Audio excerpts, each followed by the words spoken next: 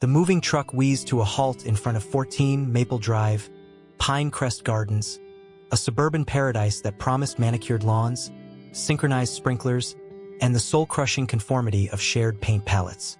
James Taylor, a man whose wardrobe consisted primarily of beige and various shades of slightly darker beige, surveyed their new domain with a mixture of hope and low-grade anxiety.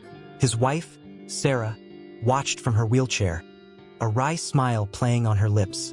"Well, honey," James said, wiping a bead of sweat from his brow. Moving boxes in July wasn't his brightest idea, but Sarah insisted on a fresh start after his unfortunate incident involving a rogue batch of homemade kombucha. "This is it, our new life." Sarah chuckled, a sound like wind chimes in a hurricane. "Don't get too excited, James. I've got a feeling new life is going to involve more paperwork and less actual living." She wasn't wrong. Barely had the last box of James' extensive collection of porcelain thimbles, a gift from his Aunt Mildred, may she rest in beige, been unloaded when a figure emerged from the pristine bushes bordering their property. It was Deborah Morgan, the HOA president, a woman who appeared to have been constructed entirely from Botox, pressed khakis, and simmering disapproval. Her smile was tight, like a rubber band stretched to its breaking point. "Welcome to Pine Crest Gardens," Deborah chirped, her voice sweet enough to induce diabetes. "I'm Deborah, and I'm just thrilled to have new blood in the community." Her eyes, however, suggested she was less thrilled and more interested in assessing the Taylors for potential violations of Code 32B, acceptable lawn ornament placement. "Thank you, Deborah," James said, extending a hand. "I'm James, and this is my wife, Sarah." Deborah's smile faltered slightly as she took in Sarah's wheelchair. "Oh," she said, the enthusiasm noticeably draining from her voice. "Well, welcome to you both. I trust you've read the HOA bylaws." James, being a meticulous man, had indeed read the bylaws. He'd also contemplated using them as kindling for a bonfire, given their sheer volume and absurdity. "Yes, I skimmed through them," he said diplomatically, omitting the part about needing a magnifying glass to decipher the legalese and the near-existential crisis he experienced upon discovering the mandatory festive doormat compliance clause. "Skimming is not enough, Mr. Taylor," Deborah said, her voice hardening. "Here in Pine Crest Gardens, we take our rules very seriously. We pride ourselves on maintaining a certain standard." She eyed their slightly less than perfectly aligned mailbox with suspicion. "And that standard requires full compliance." She then proceeded to launch into a 20-minute monologue about the importance of synchronized lawn maintenance, the proper shade of beige for exterior paint. The HOA, naturally, had a designated beige consultant on retainer, and the grave consequences of letting your petunias grow more than 6 inches tall. James, bless his heart, tried to be polite. He nodded, he smiled, he made vague noises of agreement. Sarah, on the other hand, was clearly reaching her limit. She had a look in her eye that suggested she was mentally drafting a lawsuit while simultaneously planning a series of increasingly elaborate pranks involving glitter, superglue, and Deborah's prize-winning poodle, Fluffy. Finally, Deborah concluded her presentation with a flourish. "And of course," she said, producing a clipboard from seemingly nowhere, "you'll need to fill out the HOA membership form. It's just a formality, really, but absolutely essential." James took the form, his eyes widening as he scanned the pages. It wasn't just a form. It was a commitment to a life of unwavering conformity, a surrender of all personal autonomy, a binding contract that essentially turned him into a highly regulated garden gnome. I don't know, Deborah," James stammered. "These terms seem a little restrictive." Deborah's smile vanished completely. "Restrictive? Mr. Taylor, these terms are what make Pine Crest Gardens the envy of the entire county. Without these rules, we descend into utter chaos. Imagine unapproved lawn ornaments, mismatched holiday lights. The horror." She shuddered dramatically. "But," James protested weakly, "what about freedom of expression? What about individuality?" Deborah snorted. "Individuality?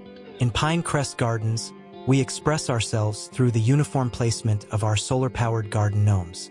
And as for freedom, well, Let's just say we have a very specific definition of the word. Sarah, who had been silently observing the exchange, decided it was time to intervene. "Thank you for the information, Deborah," she said, her voice deceptively sweet. "We'll discuss it and get back to you." Deborah, sensing a potential victory, beamed. "Excellent. I'll leave the form with you, and don't hesitate to ask if you have any questions. We're all about community here, a community bound together by meticulously manicured lawns and an unwavering adherence to the color beige." With that, Deborah sashayed back towards her own perfectly maintained residence, leaving James and Sarah standing amidst a mountain of unpacked boxes and a growing sense of impending doom.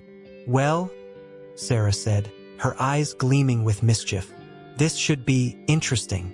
James looked at her, a flicker of hope in his eyes. "What do you mean?" "I mean, James," Sarah said, a slow smile spreading across her face, "I think it's time we gave Mrs. Morgan and her little HOA a taste of their own medicine. After all, what's life without a little bit of organized chaos?" Little did Deborah know, she wasn't just dealing with a couple of newcomers who preferred their petunias at a rebellious 7 inches. She had just unwittingly poked a sleeping bear, a bear with a law degree, a wicked sense of humor, and a burning desire for revenge, served ice-cold with a side of perfectly executed pettiness. The games had begun, and Crest Gardens would never be the same again. The initial honeymoon period with Crest Gardens was officially over. The HOA, like a particularly persistent mosquito, was determined to make the Taylors' lives a living hell. And Deborah, bless her black little heart, was leading the charge. It started small, almost imperceptible. A passive-aggressive note slipped under their door about unapproved welcome mats. Sarah's, which featured a delightfully sarcastic message, was apparently deemed inappropriate for a family neighborhood. Then came the official notice of violation regarding the slightly overgrown dandelions in their lawn. James, in a moment of rebellion, had decided to let them grow to support the local bee population, much to Deborah's consternation. But Deborah wasn't stopping there. This was a personal vendetta now, a battle for the very soul of Crest Gardens. And by soul, she meant the unwavering adherence to ridiculously specific rules about everything from mailbox height to acceptable holiday decorations. Next came a late-night visit by the so-called landscaping committee, who decided that James and Sarah's rose bushes needed some urgent attention. They hacked them into a bizarre, abstract sculpture that resembled a poodle doing yoga.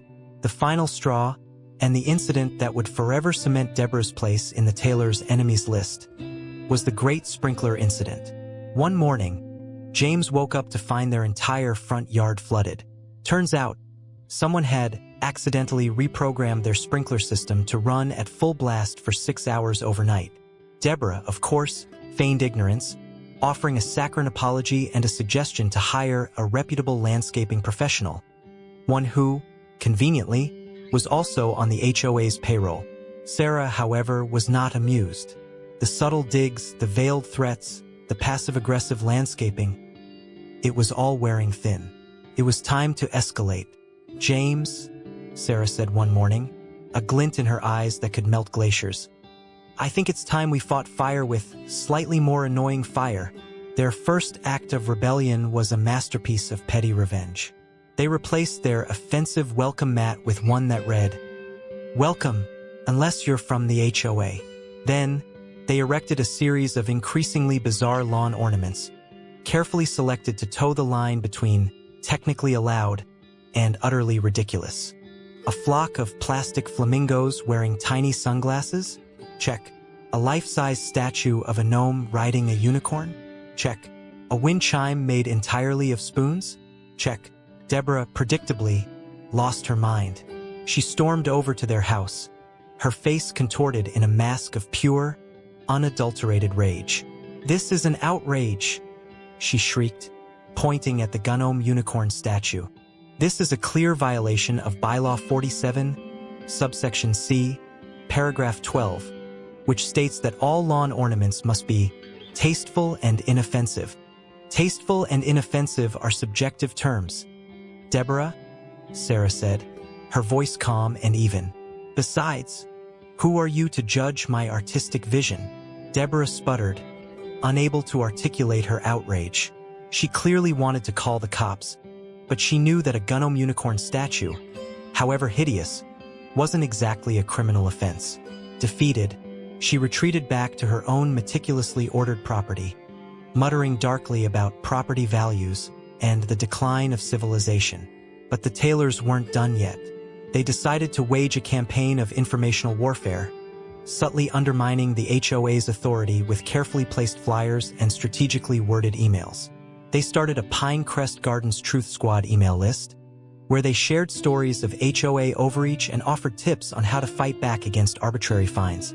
One particularly effective tactic was to exploit the HOA's own obsession with rules and regulations. Sarah, a lawyer by trade, spent hours poring over the bylaws, looking for loopholes and inconsistencies. She then used this knowledge to her advantage, filing a series of meticulously documented complaints about everything from the HOA's failure to properly maintain the community gazebo to their allegedly discriminatory policies regarding holiday decorations. The HOA meetings became a chaotic circus, with James and Sarah leading the charge against Deborah and her increasingly beleaguered cronies. The meetings went from an opportunity to showcase the latest beige-centric design choices to a battleground where residents fought over the proper way to prune a rosebush. Desperate for help, James sought professional advice. He stumbled upon an online ad for an HOA specialist, promising swift solutions and guaranteed results. Mr. Taylor, the lawyer, a shady character named Barry, told him, "I've handled cases like yours for years. To win against the HOA, we have to show them that we can do better than them. Show them we are superior to them." Barry's solution was odd. The HOA meetings are not just a legal setting, they are theater. For the first show, we're going to need you to shave your head. No hair, no target. I'm also going to need you to show up in a Pikachu costume. We need to show dominance. James, desperate to appease Sarah, reluctantly agreed. The next HOA meeting was a sight to behold. James entered in a bright yellow Pikachu costume, his freshly shaved head gleaming under the fluorescent lights. Deborah and the board members stared in stunned silence, while Sarah struggled to contain her laughter. The performance, while entertaining, did little to help their case. Barry had given them terrible legal advice, and they ended up looking foolish. It was yet another reminder that they were on their own. But the good news was that Deborah would never forget this. The seed of revenge had been planted. The situation at Pine Crest Gardens was rapidly spiraling into a suburban farce of epic proportions. The Taylors, fueled by a potent cocktail of righteous indignation and a deep-seated need to prove Deborah wrong about everything, were locked in a relentless battle against the forces of beige conformity. They were winning slowly but surely, but the war was taking its toll. The failed Pikachu gambit, as it would forever be known in Taylor family lore, had left James feeling demoralized and slightly itchy. Sarah, while still brimming with ideas, was starting to feel the strain of constantly battling the HOA bureaucracy. They needed a miracle, and, as luck would have it, a miracle was precisely what they were about to get. One particularly frustrating afternoon, after yet another absurd fine for unauthorized bird feeders. Apparently, the HOA had specific regulations about the size, shape, and material of acceptable bird feeders. Sarah decided to call an old friend, Elizabeth Reynolds. They hadn't spoken in years, not since law school, but Sarah remembered Elizabeth as a brilliant, fiercely independent woman who wasn't afraid to stand up for what she believed in. What Sarah didn't know was that Elizabeth had gone on to become the governor of their state. After a brief, slightly awkward catching-up session, Sarah laid out the situation in Pine Crest Gardens, painting a vivid picture of HOA tyranny, petty regulations, and Deborah's reign of terror. There was a long pause on the other end of the line. Then, Elizabeth spoke, her voice filled with a mixture of disbelief and outrage. "Sarah, are you telling me that this woman is actually trying to dictate the height of your petunias?" "It's worse than that, Liz," Sarah said, sighing. "They're trying to dictate everything. They even tried to fine us for not having a sufficiently patriotic flag on Flag Day." "That's insane," Elizabeth said.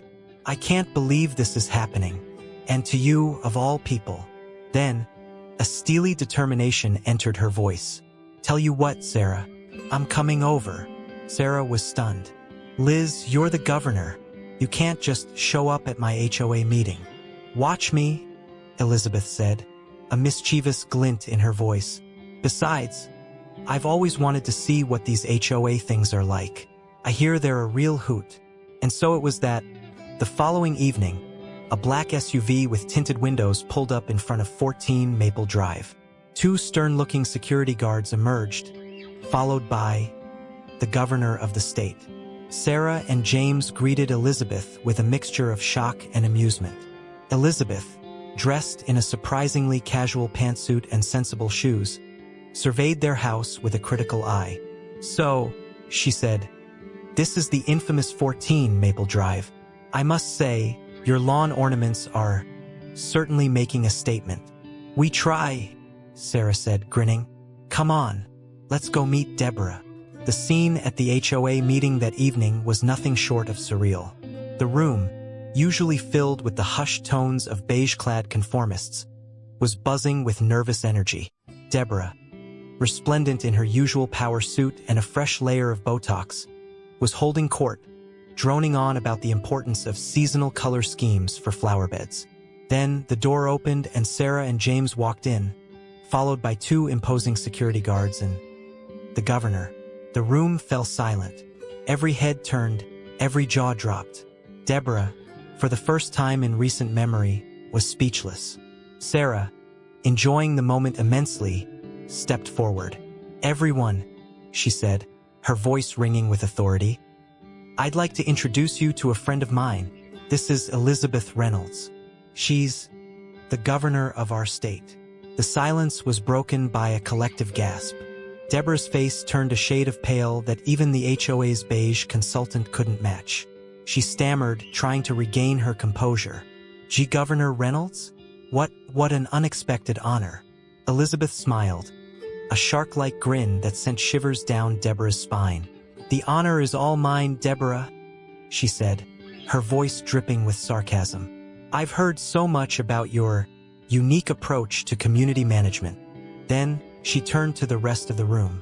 "I'm here tonight because I've been hearing some disturbing stories about what's been going on in Crest Gardens. Stories about excessive fines, arbitrary regulations, and a general lack of respect for individual rights."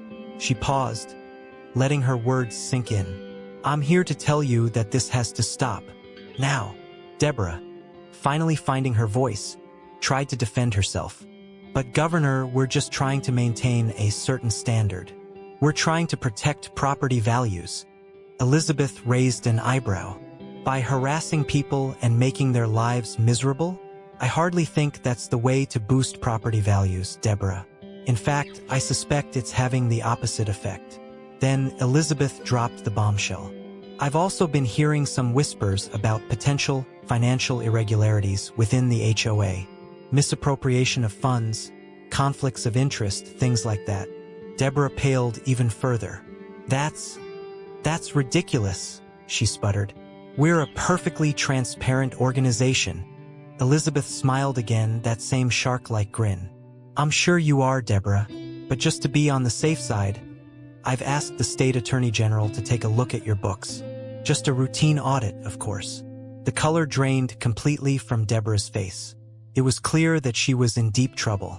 As Elizabeth continued to speak, outlining her plans to reform HOA regulations and protect homeowners' rights, Deborah could only stare in stunned silence. Her reign of terror was over.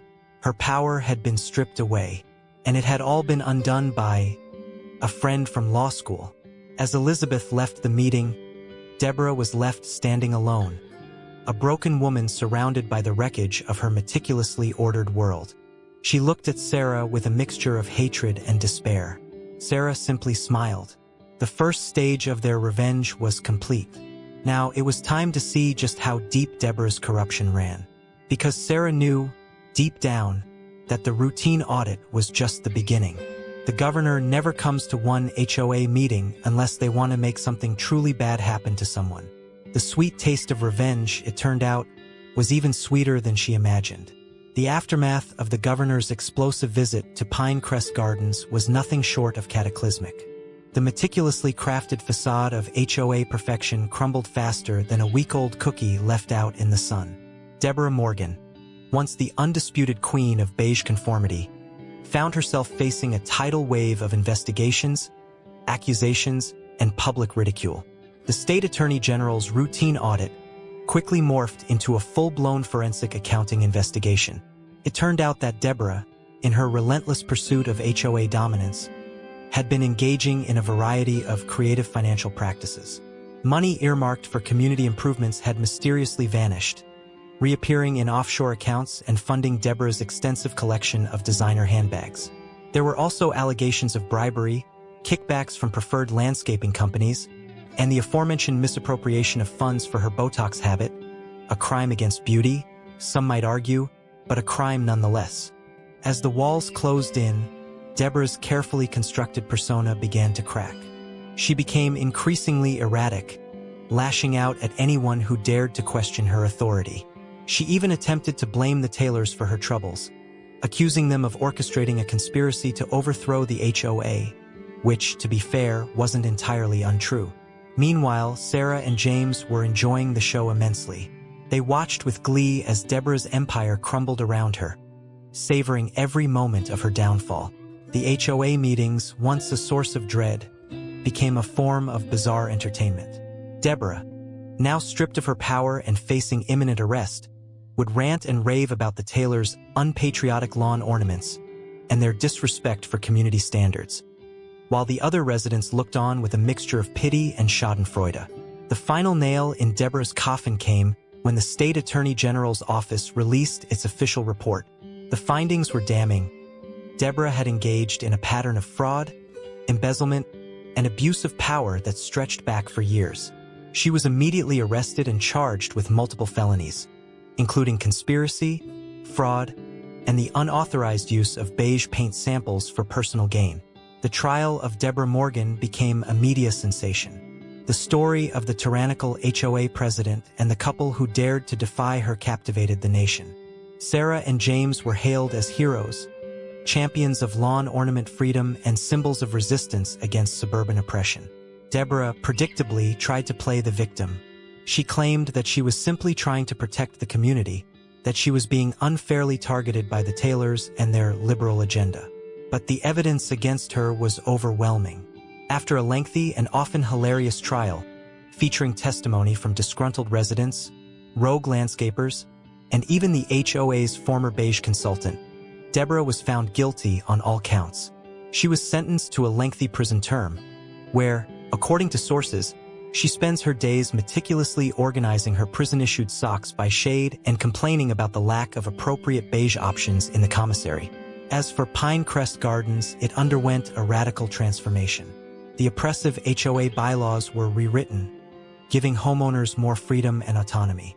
The mandatory beige paint scheme was abolished, replaced by a vibrant rainbow of colors that reflected the community's newfound individuality.